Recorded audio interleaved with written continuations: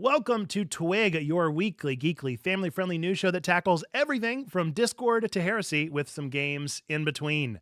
I'm Nerd Pastor Nate. I am really the pastor of Checkpoint Church, a church designed with nerds, geeks, and gamers in mind. If you're listening on the podcast version of the show, be sure to give us a good review. Click that like if you're joining us on YouTube. Type in the chat if you're on Twitch or YouTube, wherever you might be coming from, and come join us live every Thursday night at 7 p.m., either on Twitch or on YouTube. Up to you. I've already introduced myself as Nerd Pastor Nate, but I am going to start us with our first question of Watch, Play, Read, and let our guests introduce themselves with what they have been watching, playing, and reading, and encourage you in the chat to let us know as well. Hi y'all, I'm Trombone I go by T-Mone most frequently in this community. I haven't been watching much lately, but the new Doctor Who trailers dropped, and I think that was last week. I don't know, wibbly wobbly timey wimey. But it was fantastic for season 2 of the newest New Who, and I am very hyped for that.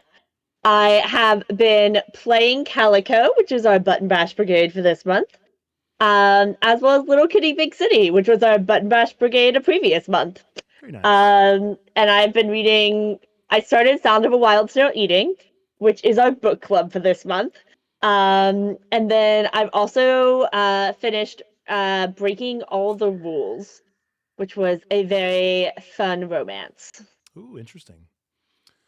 That's good stuff. Yeah, I have been enjoying our book club pick this month as well. Wild Snail Eating, enjoying it. Calico has not clicked with me yet, but I haven't given it the proper amount of time. But I will see. For me, I have been watching through Weeby News' playthrough of The Walking Dead Let's Play, as well as the Game Grumps have officially started back up their Danganronpa V3 Let's Play, so I've been watching through that one as well. Not much TV watching for me nowadays. No movies or TV shows are clicking with my current brain state. I'm playing a lot of games, reading a lot of books, getting through things in that way. So hopefully I will eventually get back into the swing of my anime and TV shows and all the stuff that I need to catch up on. I have been playing through Everhood 2. I finished it. I gave it a 4-star for those that are at all concerned about those kind of things. You can always find my scores over on Backlogged, where I log all of those. It was an interesting experience. I have a lot of thoughts. I have a lot of things to say about it, but not sure when to say them for spoiler reasons. But I have a lot to say about Everhood 2. Calico, like I said, just hasn't really clicked. And then I did start Lost Records Bloom, which is tape 1 of the Lost Records game from the team that made Life is Strange 1. So far, it's fun. It's a good time. I'm enjoying the PlayStation Portal. Playing it on there has been a good time. And then it's also been interesting. I don't know. I like games that remind me of the first Life is Strange, and obviously this team has quite a lot to do with that, but I'm enjoying it. And then I have been reading Faith Unleavened, which is a book written by a friend of mine, and I have been just enamored with that. I always enjoy a good racial reconciliation kind of story, faith deconstruction kind of experience, and it has been really very, very good. It is somebody that is just a little bit older than me, and so I am reading the perspective through their eyes of the 2000s, and it's been really, really interesting. And then I also finally caught up with Manga Spice Cafe manga. So I am out of manga to read, which means that I am picking back up on all of my series that I had shelved for a while, such as the recently ended My Dress Up Darling. So I'm on chapter 109 out of 115. I am very nearly done with My Dress Up Darling, and it's been interesting. I'll also say that about that one. I don't know how people are liking the ending, but I will say I am so far mixed on where we're at currently. I don't know. Interesting enough stuff. Let's look at the chat and see what other people have been getting into watching, playing, and reading. Starting with Marlena there, watching Balin Out Loud or Load, maybe, playing Just Rolled credits on Calico. So there are credits. I needed to know that, Marlena. I appreciate that information. I didn't know there were credits on Calico. That is very good to know. Do let me know what that means, Marlena. Where is that? Because if that's a place that I can find, I'd like to find it. I try to roll credits on all of our Button Bash Brigade games, and I don't want this to be the one that I don't. Trying to catch up on Luke for our Bible study over on our Discord, and then being sick and blowing your nose. Oh, no. That's always a bummer. Let's see. Cameron is just popping in because he's about to stream some Wanderstop. Very fun. Well, maybe we can go right out over to Humar Whitill after this, or Cameron plus Deanna. I don't know which one he's streaming from. And Drew Whittier is playing Nine Souls, love it, and watching One Piece, and then reading Luke a bit as well for our Bible study, I presume. Good stuff. Well, that's exciting things. Do let us know what else you've been watching, playing, and reading. I'm going to take a moment of personal privilege and say that I have also been watching. We had a long weekend with my kiddos because my wife's school system had Monday and Tuesday off for like teacher work days, and so I had Nora, and I got to watch her. She is just developing into a little artist, and so she has been just practicing doing any kind of artistic thing. And her most recent endeavor was drawing her stuffed animals, which are Pokemon. So do you want to see if you can identify these Pokemon, T-Bone? I'm gonna do my best. Okay, let's see. Let's see if you can you figure out this first one? That's easy. Keep in mind, the will be streamed away. Oh, yeah. Okay. Well, this is the first Pokemon. Who's that Pokemon? I think this is the one that she did the best on. It is absolutely Bulbasaur. I think it looks so good for a 6-year-old. I think she nailed it. And really, like, I think the best part is all of these are first-gen Pokemon. The colors, I think, is what she nailed. I think she got them completely. The next one is not a Pokemon, but should also be pretty familiar. And so, again, who's that Pokemon? We'll wind it up. I think she also nailed the colors. A good attention to detail with this, as far as the colors go. Not a Pokemon. It's a Pokeball. It is indeed a Pokeball. All right. Do you want to do the really hard one next or the not as hard one next? Let's just rip the Band-Aid off, Nate. Good luck. I know what this is, and maybe once you see it, you'll absolutely get it. She nailed the colors once again, but the shape was tricky. The shape was very tricky with this one. So we'll give it some time. It's also a little bit hard to see because she used like highlighter yellow. But yeah, this is another stuffy that she has. I give you the hint that it is a starter Pokemon, but it is not Gen 1. Is that Squirtle? It is not Squirtle. This is Cyndaquil, and it's really hard to see because it's very amorphous and blobular, but this is the flames. That's what gives it away, that's the flames with the orange on the back, and then the winky eye is nothing that gives it away because Cyndaquil always has the winky eye. Okay. The rest of it, not quite as much. Now, this one's not quite as hard. I can see it. This one's not quite as hard, but she didn't get to finish this one, and so I think she would have finished coloring in the head here if she had had the time. But she got the body mostly colored in. Again, that highlighter yellow is hard to see. That highlighter yellow, man. Oh, is this supposed to be Squirtle? Sorry, I didn't. This one is Squirtle. Yep. So no, she did not get a chance to draw Charmander. I don't know if she thinks that maybe a Charmander and Cyndaquil are both Gen 1ers. Not quite sure, but I'm not sure. But yeah, it's good stuff. It was a lot of fun. And so I took a moment of personal privilege being the pastor here and also host of the show that I'm going to show you guys my daughter's adorable drawings. Now you have seen those and officially bear witness to the Pokemon that are Nora's Pokemon. Some of those colors were spot on for sure. I'm telling you, Bulbasaur, like I'm trying to figure out what to do with Bulbasaur. I might hang it up. Look at how good that Bulbasaur. It's so good. The colors are like, she even took the time to do like a different colored green, like a darker green for the dot I saw that. versus the bulb. Like she nailed it. So smart. She is a little genius and love her so much. We love to hear this. Yes.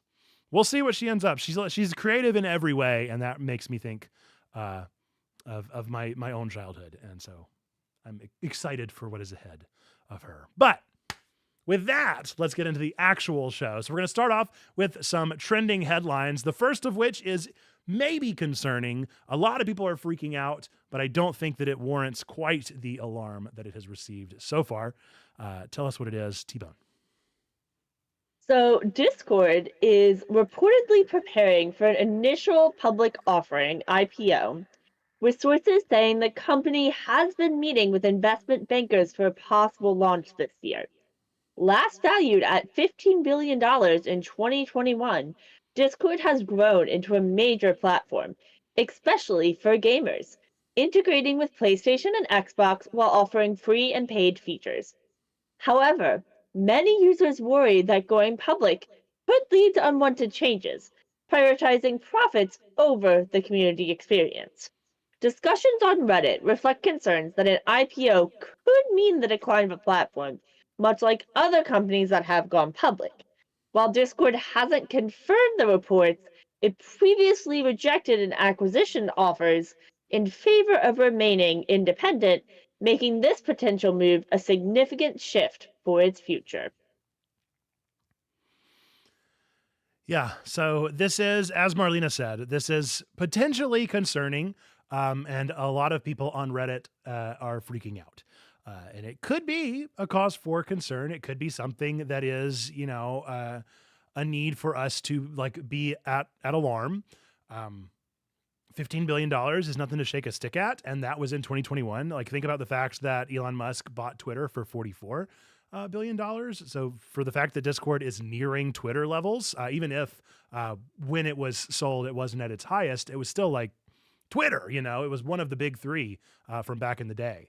So this is a very valuable platform that does mean a lot to a lot of people. The concerning part is always going to be the paid features, is going to be the paywalls, is going to be the ads. I, on the other hand, am not quite so concerned, just because of the fact that we don't really have any kind of definitive worry from the team. I would be more concerned about like some of the original crew or some of the people that are overseeing innovation, like leaving in mass. I think that would be more concerning. If you saw like the board of directors or whatever, like walk out whenever this was announced, that would have been a big deal. But I think as long as there's like a hand-in-hand understanding of how this is happening, I think it's going to be okay. It shouldn't be anything too scary. But look, I mean, what else is out there in the reality of these platform building services? You've got Slack, which is a nightmare. And so it would have to stumble so far to be as bad as Slack. So I don't think it's going to, not going to go there. It's not going to be a Teams situation, right? Like, I just think that it's in its own league as its own sort of thing. And so I don't think that there should be any kind of freak out or panic or leaving. We should see what happens. And if they start implementing ads, that probably also means they'll start implementing a way to skip ads. And my thing is I think that Discord has really been notoriously good at having features that unlock as your community grows and as your community gets engaged and involved. And so that would be what would make me nervous, would be, are they going to start charging for those? Because that's always been a nice thing to unlock as communities grow. And I don't know. It's hard to know. It's hard to know what decision they will make, if they will even make this decision at all. But I think the kind of like communal freak out is the thing that I want to push back against, as a means of like, it's going to be okay. The internet moves forward. The internet evolves. And it just is a reality of being in this space. And we just have to hope that we can maintain a stronghold on our spaces as best as we possibly can.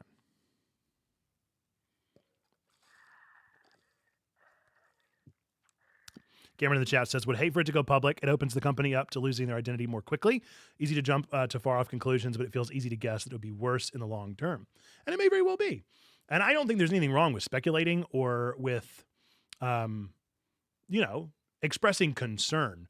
I think it's been the public panic that has had me a little bit more of like hesitant. I just think that we should be careful about giving into some of the kind of fear mongering of the internet. I write about this stuff, and so this is my bread and butter anyway. But like Discord for me has been the dream church building platform because of the fact that you own your people more. You have a more direct line of contact with folks that is free of the algorithm. And I don't think that will change. I don't know how it would. I don't know how they would algorithmify their platform. And so that's fine with me. This just makes it all the more important. If you are a community builder, if you are somebody that like isn't just using Discord as a convenience, but is using it as a lifeline, then you should start collecting email addresses. Like you should be doing that anyway, because that is the best way, even still, to have a direct line of contact outside of any kind of algorithm, outside of any kind of platform. That is the way to do it. In the chat, Cam followed up by saying that he completely agrees that we need to wait and see, but also understands the desire to voice fears of a good thing being messed up. And I think that's a healthy balance to have. Absolutely. I don't disagree with that even a little bit. And I think that fears and concerns should be expressed. And I hope that the Discord team hears them and takes them seriously and is aware of the things that exist there. Good. Well, keep on talking through as far as these things are concerned. If anything, I know that all of the people that I talk to in ministry that want to use Discord would love if they would change their name. They would love it so much. That is the reason why I put the intro stinger the way that I did. Is we're talking about Discord and Heresy today, because that's what people think as soon as I say that, like, you should get your church on Discord. They're like, Discord is literally in the Bible as the thing we don't want. And you know, look, I didn't name it. I can only do what I can do. And so I just say, go join our server over on Discord to try and be as clear as I can of what's actually going on here. But that would be a bit of fallout that I wouldn't mind too much. But speaking of Discord and Heresy, let's get to the Heresy part of the night, which is not actual heresy, but related to Naughty Dog. Naughty Dog's next game, Intergalactic: The Heretic Prophet, has been in development for 4 years and aims to make players feel lost and confused, according to director Neil Druckmann. The game follows a bounty hunter who crash lands on a mysterious planet where communications have been cut off for centuries. Set in an alternate historical timeline, it features a significant but evolved religion that plays a key role in the story. Druckmann joked that after the divisive reception of The Last of Us Part 2, the team decided to explore even riskier themes, tackling faith and belief in a unique sci-fi setting. Meanwhile, Druckmann also confirmed that HBO's Last of Us Season 2 will reintroduce spores as a key element of infection, hinting at an expanded portrayal of the outbreak. I'm excited for this game. I have never really been like a Naughty Dog stan, but the vibes of this game, obviously bringing in religion as a theme, is fun. And I just enjoy the overall look. I kind of missed out on the Uncharted days, so I never felt like I clicked with those. And then I did enjoy The Last of Us very much, and so this is a new opportunity for me to. But I was a little late to the game, The Last of Us, so this is an opportunity for me to like get in on the ground floor with a new IP from a pretty iconic studio. And I'm always down for a game that explores religion, faith, and all of those things, especially in a way to critique them. Any thoughts on this one, T-Bone? Not too many. You said most of the things. I wasn't that big on Last of Us, but I really enjoyed watching others play it and talk about the show. And so I definitely think it'll be interesting to see. I think it's worth it to continue having those conversations about religion and games, and that's one of many reasons why Checkpoint's around and will continue to be around. Yep, absolutely. I can already see a nerdy sermon being formed. It will definitely be a thing that'll happen. And I will say, I mean, I don't think, I think that this is kind of the thing you do in space. Whenever you go into a space story, I find that typically factions break out and you almost always have a religious faction. And so it makes sense. I think it's going to be good. I'm excited for it. I'm excited to see what they do with it. I do know that typically a Naughty Dog game is more linear, so I am interested in a pretty linear game because most of the ones that I play are going to be more open world explory. And so I'm down for a like linear trajectory, well told space, religion and faith story. Let's do it. I'm all about it. Looking forward to it and excited for that. And then there's also the other, what is it? Is it Judas? It might be called Judas. But that's another game that I'm super excited for from Ken Levine. And so it's like there's all these space games coming out that I'm looking forward to and seeing what we get from them. But that is it for our Discord and Heresy. We'll now move into even more concerning things. Honestly, more concerning to me than IPO is this next bit of news. So, Niantic has confirmed the sale of Pokemon Go, Pikmin Bloom, Monster Hunter Now, and their development teams to Scopely, a Saudi-owned gaming company, for $3.5 billion. Despite concerns from players, Pokemon Go chief Ed Wu reassured fans that the game will continue to evolve under Scopely's support, with the same team remaining in place. Wu emphasized that Scopely's resources and private company status will allow Pokemon Go to focus on long-term growth rather than short-term profits. The partnership with the Pokemon Company will also continue, ensuring the game stays true to its original mission. Meanwhile, Niantic is spinning off its geospatial AI business into a separate company, Niantic Spatial Incorporated, with Scopely investing $50 million into the venture. Yeah. This is an interesting twist to the Pogo universe. I think we've been concerned about them for a while. They weren't like, I remember whenever the first AI spatial awareness thing, and everybody was like, I didn't know they were using this, but they totally did tell us. Like they asked for your permission, and I remember it very well. And I was like, oh, you'll give me coins? Like, okay, yeah, sure, I'll zoom my space. And so like we knew that this was already a weird thing that they were doing, but this almost feels like now they're like, yeah, we see where the real money is, and we're dropping Pogo and we're getting into that AI business. And so this is just another kind of casualty.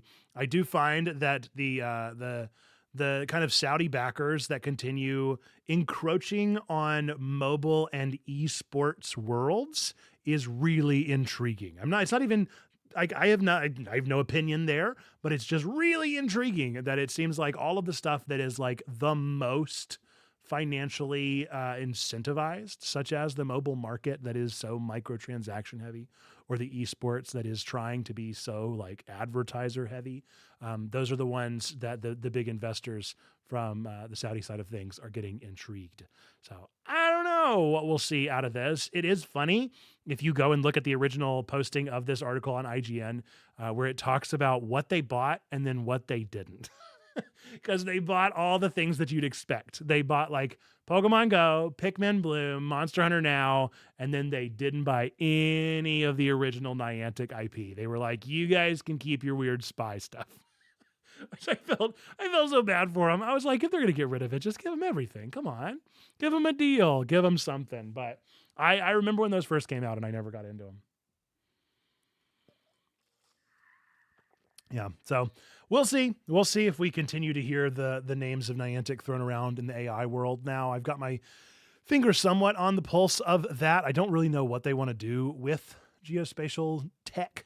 I was intrigued with it whenever I was in a Waymo, the like self-driving car, and seeing what they can do with geospatial tech, but I don't know what this one is wanting to do or why it's wanting to do it or what they plan to do with it. Who could say? Maybe it's a VR thing. I could see them going into the VR world. That feels very Niantic coded, but there's really no way of knowing what they're going to do with the tech and the information. Any thoughts from you, T-Bone? I think the uncertainty is just the biggest thing, like not knowing what they're gonna do with it.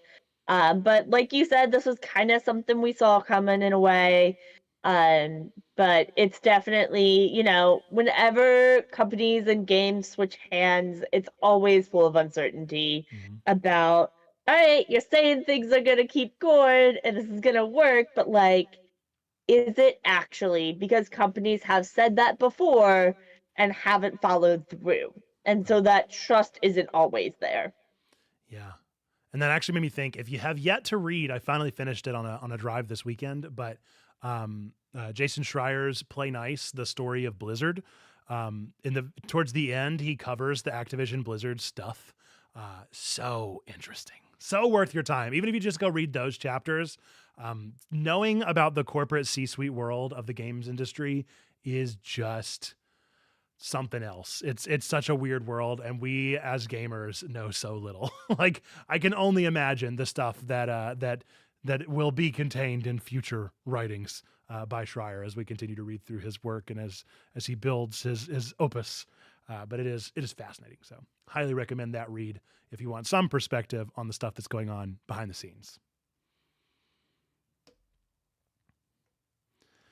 Yeah, I don't think so. Marlena said, I've got friends that still play Pogo hardcore since release date. I'd be sad to see if it changes. I really don't think it will. I mean, I'd be surprised. I think if anything, maybe it'll become a little bit like, maybe they'll do some annoying things in the store, or maybe they'll try to do like a push for a new kind of I don't know, some kind of microtransaction. They already do clothes, but maybe they'll make it like more incentivized, or they'll have your Pokemon be able to have clothes. For all I know, that's a thing that already exists, but they might try to do something to get a little bit more like penny pincher. But I don't foresee it changing too much. I think they just want the kind of player base that exists. That's really what they acquired. And that's a intriguing thing that you realize, like my comm law professor used to always say, and this is not original to them, but it's just something of the internet. And that is that if it's free, then you're the product. Very much in the same vibe with Pokemon Go. Like, your friends are the product. So I doubt they'll change Pokemon Go too much because they want your friends to keep playing. And I think that it'll be that. Playing Pogo, 4D chess. Yeah, that's exactly right, Lizzie. Well, this has been our main article, or this has been our last of our trending articles before we get into our main segment for tonight. So we're going to go into a quick ad read just for those who are sticking around with us. So, hey, nerds, geeks, and gamers, listen up. You have been watching, or maybe you've been watching through our nerdy sermons, sharing them, maybe even preaching them from the rooftops, or at least sharing them in your Discord server. But what if I told you there's an even better way to bring these sermons into your community?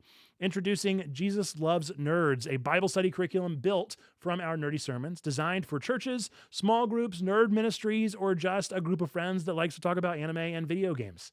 Each study is crafted to help you dive deeper, to spark discussion, and to make faith feel just as engaging as your favorite fandom. Every month, we drop a new study complete with scripture, discussion questions, and reflections that connect nerd culture with the gospel. And the best part is that one of these studies is completely free every single month. And if you want more, then we got you covered. So whether you are a pastor, a small group leader, or just a nerd looking to explore faith in a fresh way, Jesus Loves Nerds is for you. Subscribe now and start equipping your community to reach more nerds, geeks, and gamers with the message that they matter, that God loves them, and that so do we. Hit that link. Either go to JesusLovesNerds.com or we'll try to link it down in the section down below. Grab your study and let's do this. Okay. That is Jesus Loves Nerds. I hope that you'll check it out. We always enjoy sharing that and putting those together, and we even use them in our community. So if you're in our Discord, you get to engage with those Jesus Loves Nerds anyway. But if you want to take them into your small group, that's a blurb for you.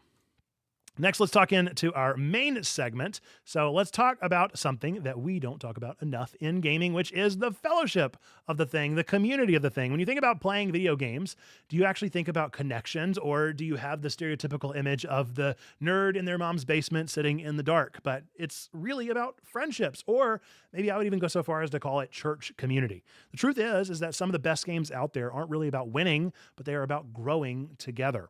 And that is why today we're going to be highlighting one of the best new co-op games, Split Fiction, from Hazelight Studios. You may know them from It Takes Two or A Way Out, and a few other games that we like that help build community, teamwork, and if we're honest with those two games, patience. If you've ever wanted a game that actually brings people closer instead of just raging in the lobby, then this one is for you. Look, life and faith aren't solo missions. The reality is that we need each other. The Bible even says in Ecclesiastes 4:9, two are better than one because they have a good reward for their labor. Jesus even sent the disciples out in pairs in the sending of the 72. We're better together. And what better way to see that in action than in a cooperative game? Because when you're playing solo, you rely on yourself. But in co-op, you learn real teamwork, communication, trust, problem solving, and sometimes learning how to not to yell at your friend when they keep missing the same dang jump. And I am normally that friend. Yeah, I do think that is what I've heard about Split Fiction, is that it takes the headache that was It Takes Two, playing with a non-gamer, and making it that much worse. But nonetheless, that is what makes games like Split Fiction stand out, because they're not just co-op optional. It's not one of those games where whenever you walk too far, they just go into a bubble and you can keep following them, but there's no disincentivization for actually like participating. But instead, it's co-op required. You literally cannot play this game on your own. You need a friend around to get from point A to point B and experience the story. So with that in mind, if you have not already, let's talk a little bit about Split Fiction. If you liked It Takes Two, then you will probably really enjoy this. This is a wild, ever-changing game where you and a friend play as two writers, Mio and Zoe, who are pretty different, about as polar opposite people as you can possibly imagine. And they get trapped in a virtual simulation based on their own unfinished stories. Every level in the game is completely different. 1 second, you're zipping through a futuristic city. The next, you're shapeshifting in a fantasy realm. The game moves so fast that the gameplay and gimmicks never get stale. Even if they're not for you, it moves so quick, you never have time to get bored. Here's the catch, though. Each player has completely different abilities, and you have to work together in order to progress through the game. And the coolest part to me about Hazelight Studio games in general is that they don't make you buy 2 copies of the game. Only one person actually needs to own it, and then you can just send a friend pass to another person who can be invited to play with you for free. The game was designed to be shared, and as a fan of community and of community building, I just think that's really neat. Now, Split Fiction isn't the only game that does this. If you're looking for more co-op experiences that actually strengthen friendships, maybe even for a game night with your youth group or family, here are some of our favorites. Overcooked 2. This one will test your patience and communication skills while you're serving up some food. Yeah, that is the one that drives me the absolute craziest. And I saw Drew down there mention Pico Park. That is similar vibes of madness. I can remember the good times last year of Helldivers 2, actually around this time of year with Helldivers 2 last year, which was a ridiculous time that encouraged not only just good old-fashioned co-op teammate play, but also it had this like culture of faux camaraderie with each other. You were kind of hamming up and playing into some ridiculous characters, and it was just an all-around good time. And there's also Minecraft. We have a Minecraft realm here at Checkpoint where we just hang out and get together and build a community and share supplies. And it's just fun to be in a community like that. There's no expectations or rules or pressure or any of those kind of things. You can be somebody that maybe every time you log in, you build a house. I don't know. You could be that guy. If you wanted to be that guy, that could be you. I'm not saying that's me. Could be anybody. But that's something that just brings a good smile to my face whenever I think about playing Minecraft with some good friends. Among Us, this got really popular during the pandemic. I remember playing it with friends because sniffing out the wolf Among Us is fun and also terrifying and always sus. It is. It's so good. And there's another version now. We have like the 3rd version of Among Us at this point, There's which so I many. have still not played. Maybe I'll play it Nope. eventually. I can also remember back in the day of classic Overwatch, like the origin days of Overwatch, where you just had a friend group that you would just be ready to like squad up. You'd be messaging each other and send a quick text and be like, y'all down for tonight? And everybody would hop in, and you'd always have like, you know, the one person that actually knew what they were doing, and then the other people that had no idea what they were doing. I won't tell you which one I was, but that was definitely the vibe for me. And I think back to my group of friends that we played together, and I have a lot of fond memories of those. So Bokura is a newer one to me. Nate and I played the demo for Bokura Planet, and it was a wild ride with secret plot information. And I want to play that entire game with him. It was wild, man. And eventually play the first one with him as well, because there's so much in this world that I want to explore. And then I mentioned before the podcast in the pre-game that there are cooperative board games. And so we had to talk about TTRPGs, tabletop role-playing games, because you can choose how competitive you want to be or cooperative within your party. You could have a D&D party that are the most antagonistic players that you've ever had that your DM tells you. I would have never been part of that party. I don't know what you're talking about. Good thing Cam has disappeared already. But there's so many TTRPGs out there, and D&D is only one of so many systems. Yeah, I one of my favorite, and I've told this story plenty of times, but is Alice is Missing. I thought it was such a cool experience. It's a similar cooperative kind of solve the mystery game where you're trying to figure out why is Alice missing, what happened. And it's almost kind of like a really long form, really intense and role played form of Clue. And it's just a really good time, a great experience, and one of the hallmarks of my experience really within the Checkpoint community, not just as the pastor, but as one of the folks. But the reality is these are just a couple examples. At the end of the day, gaming, just like faith, can be about community. It's about growth of our person, which includes who we are when we're with others. Jesus didn't call us to do ministry alone, and we weren't meant to walk alone through life either. So whether it is through gaming or finding a small group or just showing up for people in your real life, find a team. Find the people who will build you up and challenge you and walk alongside you, because trust me, just like in these games, you do not want to go at it alone. So, here is our challenge to you. Find a game that actually brings people together and invite someone to play. Maybe it's Split Fiction. Maybe it's one of the other games we mentioned. But most importantly, don't just game alone. Build community. And hey, if you've got a favorite co-op game, continue to drop them in the chat.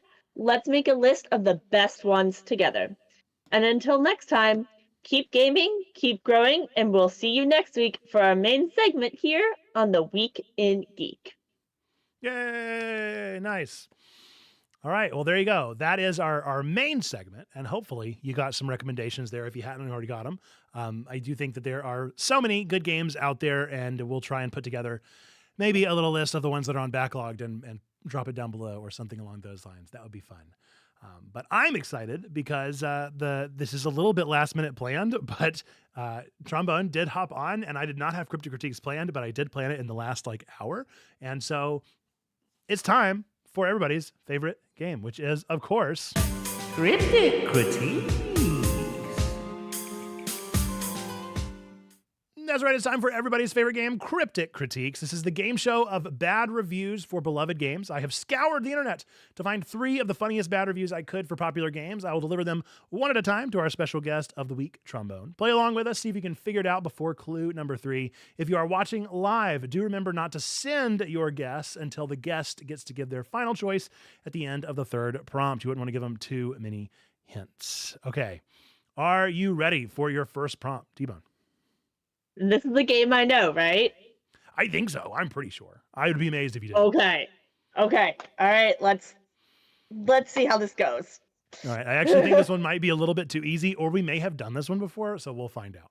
First one is, my hater take is that you all like cats way too much. This is a bad review for a beloved game. So many games. Right? My hater take is that you all like cats way too much. You just mentioned one earlier.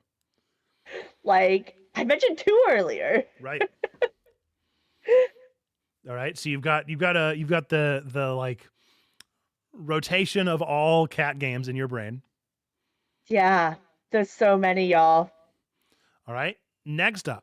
This is a good example for publishers that all you need for a successful game, no matter its quality, is dedicate a large part of your budget to bespoke animations for a cute creature.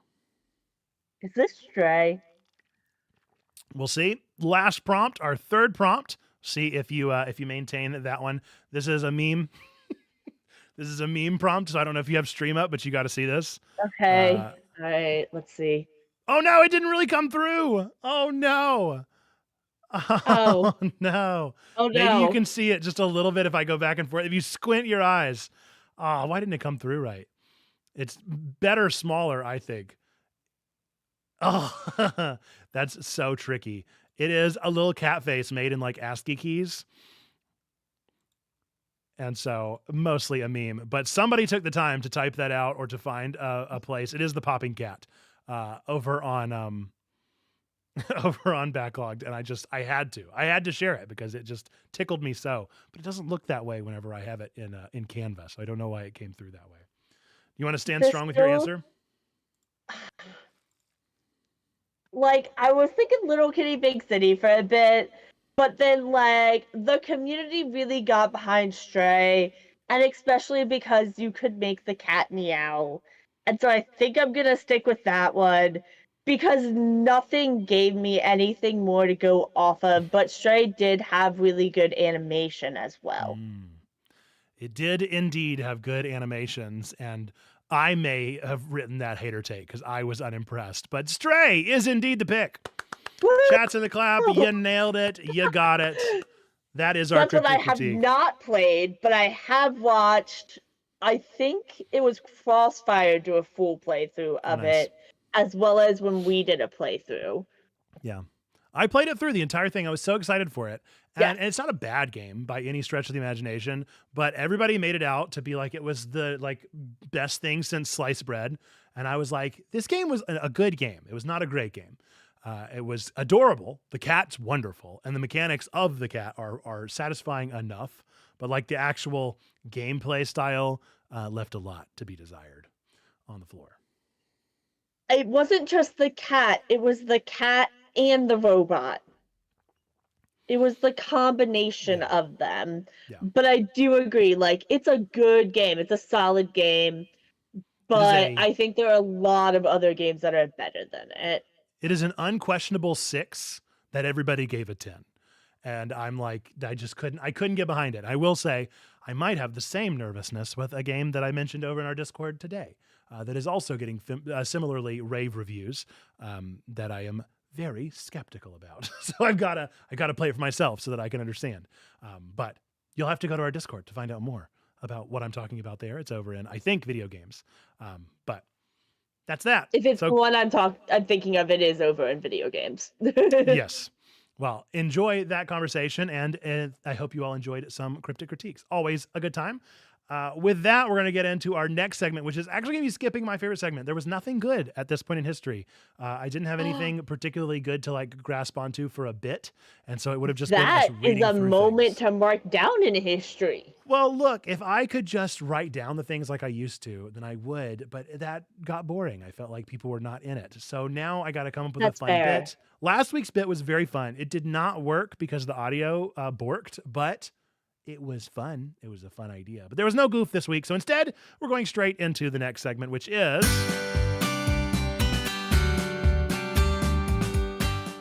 upcoming releases. These are games that are coming out in the next week or so that we are excited about. Both Trombone and I have 3 suggestions of games that we are hyped about that maybe you'd be hyped about as well. T-Bone, your first one. So my first one is Kitten Food Alley. I found out about this one after playing it as a Next Fest demo with Steam. It's a casual management sim with the theme of petting cats. You will find a cat theme with me most of the time. So you open all these food shops and adjust the food recipes, and then you produce food by actually petting the cats. And then you can unlock automated pettings of different shapes of petting. And so it's just really adorable and cute, and you're collecting feedback. And it's part of between it being recently released and full game and being part of the Steam sale, it's less than $5 until March 24th. That's a good deal. It's a great deal. That is a good deal. So cat game. We love to hear it. Trombone talking about cats can't be. No, never. T-Bone. She totally didn't get distracted by her own cat earlier. That's not a thing. No way. Not possible. Well, my first one takes a dark turn from this, which is 33 Immortals. This is a co-op action roguelike for 33 players. You can play a damned soul and rebel against God's final judgment. Dive straight into epic 33-player co-op battles with instant pick-up and raid matchmaking. Cooperate with your allies to survive against hordes of monsters and massive challenging bosses. Expand your arsenal and equip powerful new relics to permanently upgrade your soul. Face the wrath of God in a fight for your eternal life. Pretty interesting stuff. A lot of people, Cameron has been playing through some of the alpha of this, or maybe it was the beta, I don't remember. But I don't know if I'll actually end up playing this one, but there's 33 people. That's crazy. That's so wild. Who would put 33 people in a game together? They did it. I want to try. At least see how it works. All right, so that is my first recommendation. T-Bone, your next one. My next one also is about cats, because me. Stray of Lost Cat is another one I found out about from playing the demo during Next Fest. So it's a point and click where your mission is to rescue a uniquely quirky kitten. So you collect the soul fragments that are scattered across various scenes, evade the pursuit of Niados, and embark on a relaxing, heartwarming adventure. And so, if you like Where's Waldo and you want to have that in a board game, but with cat, this is for you. And I like that it has a story that goes along with it, so it's not just finding the cats. And it is less than $4 until March 18th on Steam. Very, very interesting. 2 in a row. Are you going to complete the hat trick, or is the next one not going to be? We'll find out in just a moment. My second pick is Novocaine. This is a movie that is just being released with Jack Quaid. When the girl of his dreams is kidnapped, everyman Nate, played by Jack Quaid, turns his inability to feel pain into an unexpected strength in his fight to get her back. A bit of a bland milquetoast plot, but I do like Jack Quaid. He's a fun actor, fun guy to watch, and what's not to love about a good action movie every now and again. So this will probably not be a movie theater experience for me, but I'll probably watch it once it comes to Netflix or HBO or wherever it ends up coming. Next up, your third one. Let's find out. Drum roll. Is it a cat game? So, it is not a cat game, but it is a cozy game. Pirates of the High Teas. You cannot have T-Bone on without her talking about board games. This is where you get to enter a whimsical world where tea-loving pirates compete to serve the perfect afternoon tea with a pinch of piracy and a dash of destruction. It's for 1 to 4 players.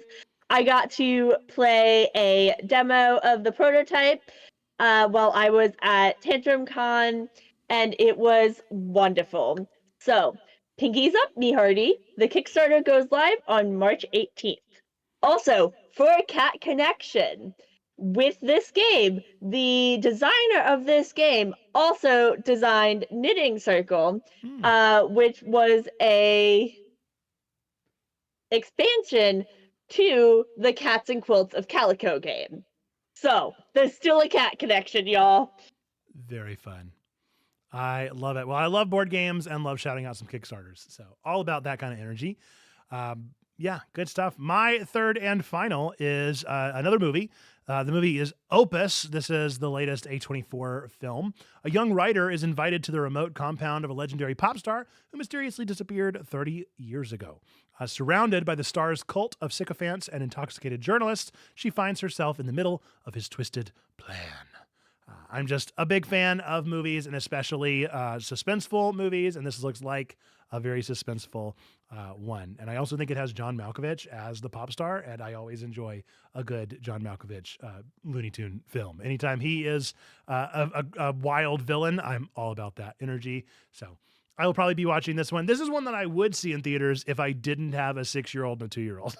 Like I would absolutely make time for this if I lived next to a theater and had actual time in the day.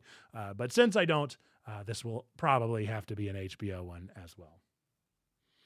There you go. There are 3 picks each, so 6 things that you could potentially get into in the upcoming week ahead, as long as many of them are on sale. That's pretty wild. It is the Steam sale season, so if you've been waiting on a game to get that opportunity, then they're on sale now. Now is the time. Walk, do not run to the Steam sale and see what you can find for a good bargain. But that has been our recommendations of upcoming things, which means it's time for our final segment of the show, which is, of course, Meme of the Week. It's time for our meme of the week, and no matter what T-Bone tells you, I did not pick this one over any other one. It is just the one that got the most reactions, but this is from me.